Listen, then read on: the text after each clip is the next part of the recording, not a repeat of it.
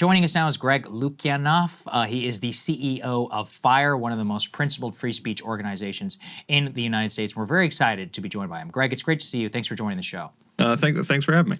So, Greg, we wanted you to get sound off on some of the extraordinary moves by the Trump administration. First of all, you are the author of several books, and more recently, this one, let's put it up there on the screen, The Canceling of the American Mind. But more recently, you might look at that and be like, oh, this is a right-wing guest or something. But, Greg, you're unique in that you really have stood up against a lot of unprecedented attacks on free speech currently by the Trump administration. We have a list that we can just put here right now, assembled by your team. Let's put it up there on the screen, relevant, in fact, to some of the Harvard discussion that we just had here on the show. Why don't you break down for us why you see this as an attack on free speech with the Harvard situation and for a lot more?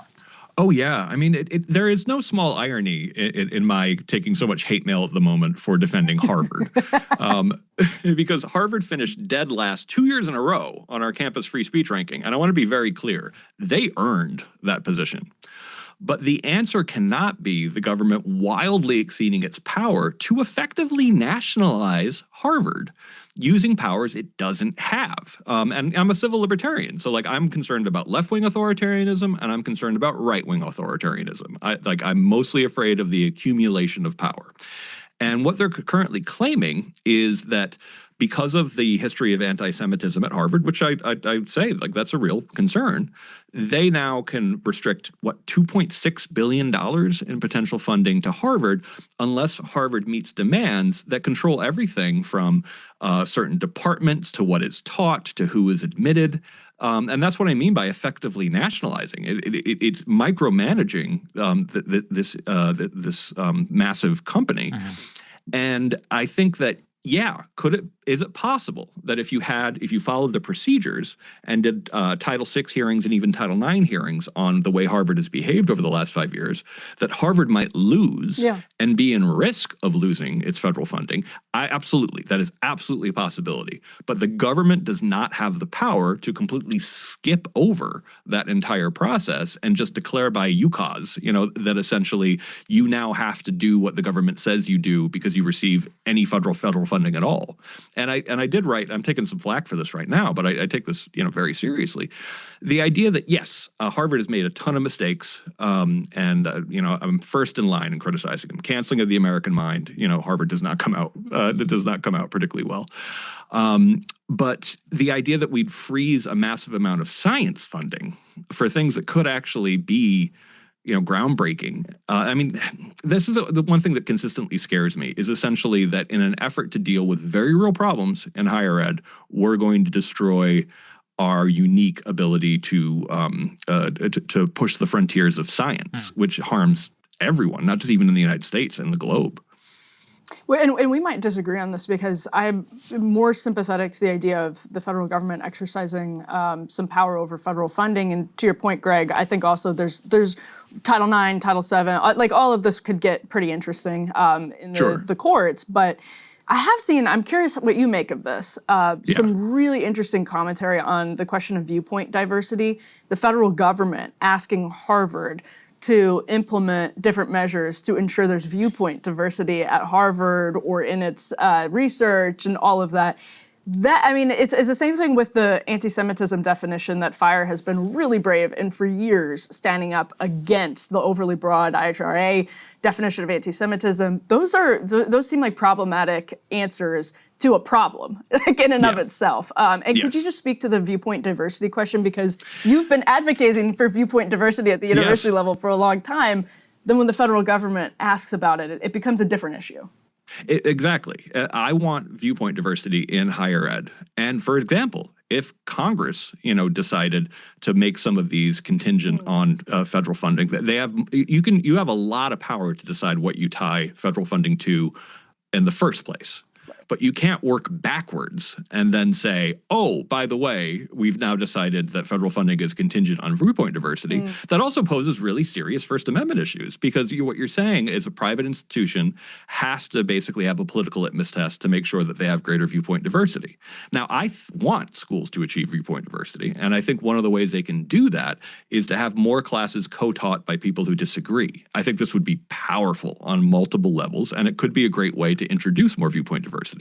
But as a civil libertarian, when it's achieved through government coercion, we're rightfully concerned about that. So definitely, and to be clear, the government does have power to put strings on its federal funding, and they do, and that's why I made the point that essentially, could they be found guilty of violating Title VI, Title VII, and Title IX? Yeah, I think that's a real possibility, but you can't just do it without proving it, without going through the procedural steps, because those really matter. That's the difference between, a government, a republic, and something that looks a lot more authoritarian. Well, what you're really talking about here is process through the legal courts, where you have to present evidence, where you have to have a judge who has ruled here. Let's put the next parts up there, guys, on the screen, which Fire has also spoken out against. Some of the deportation efforts here of students who have criticized Israel and or participated in protests on college campuses.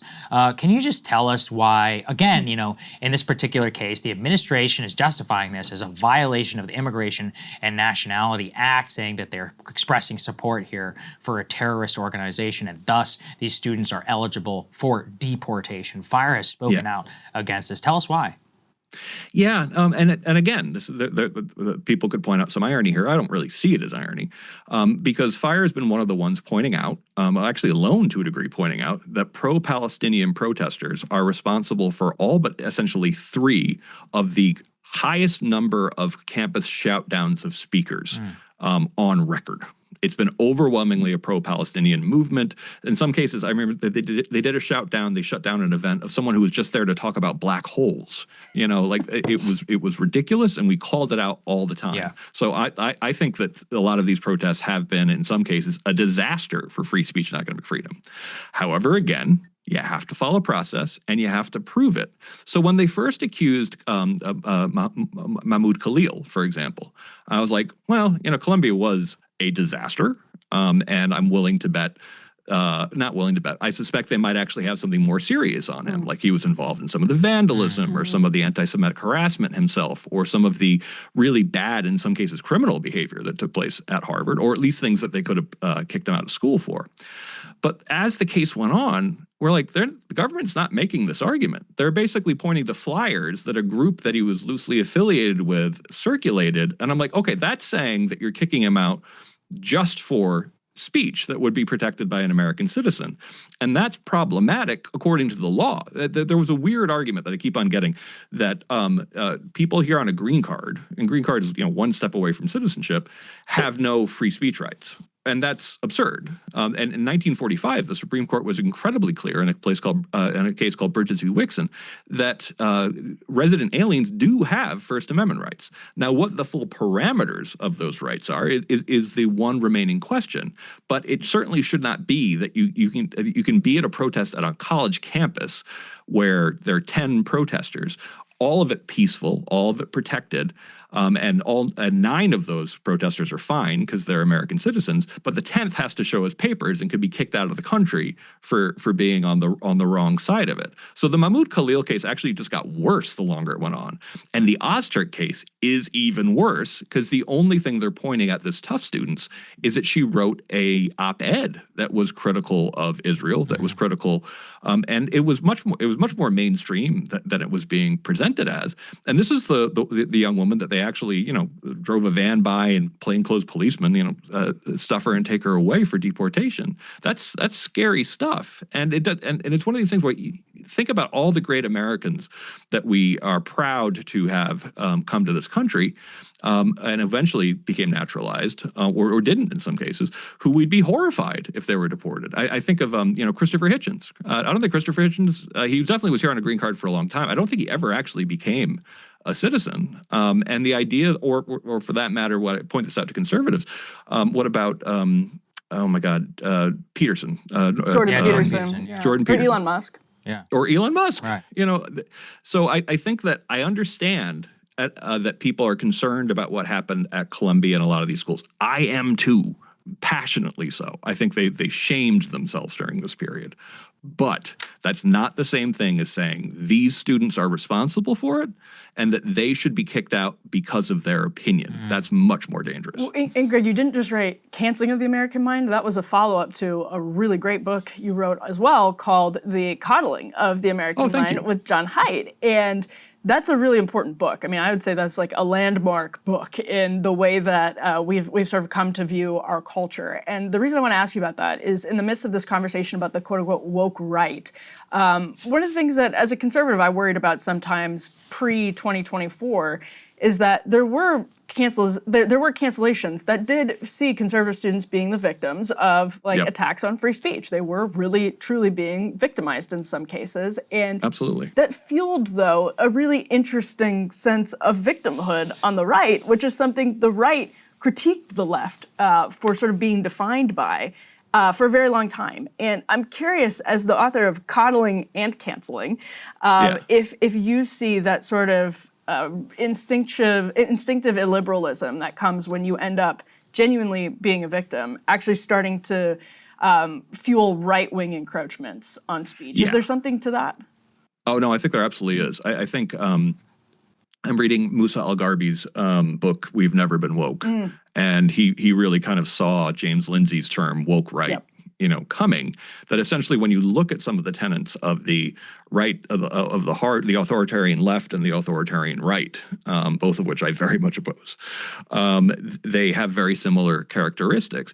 And it goes so far as to have people like Chris Rufo, talking about their admiration for Gramsci and Lenin and like all of these monsters that my family had to flee Russia to fight because they were so good at manipulating the public, oftentimes with an initial sense of grievance that called for centralization of power on the basis of identity. The woke right and woke left are more similar than they're comfortable with, even to the point at which they're citing the same, and I'm going to show my own bias here, historical monsters to justify their position. Yeah, and last part here is on these law firms. This is one where I have not yet victims. Again, this gets to the victim my head around this one, but go ahead, Greg. We're going to put it up there on the screen. We haven't even done a full segment just because it is kind of convoluted in a way. You're like the president is like attacking a law firm and thus saying that he have to do like pro bono work for him personally. But why is that a free speech problem here?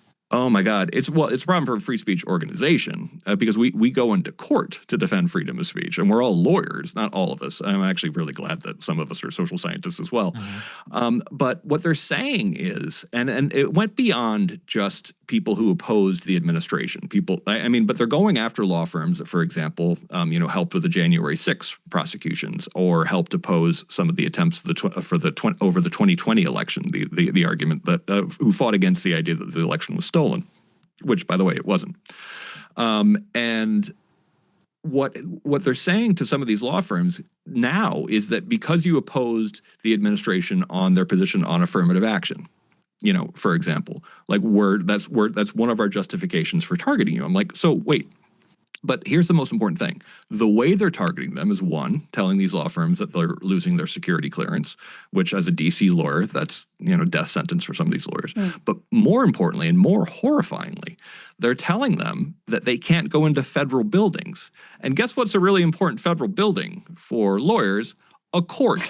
So like the idea that the federal government has power to say that lawyers can't enter courtrooms is an extraordinary addition to power. And because Fire is currently in court with Donald Trump's personal lawyer in a case where he's suing a pollster for getting a poll wrong. Ann Seltzer. Ann Seltzer. Yeah, that's Ann Seltzer back in Iowa. And because we're a nonprofit that goes into court, we're very aware of the idea, like how on earth are we supposed to do our advocacy in a situation in which lawyers can be told that they can't enter a courtroom if you oppose the administration?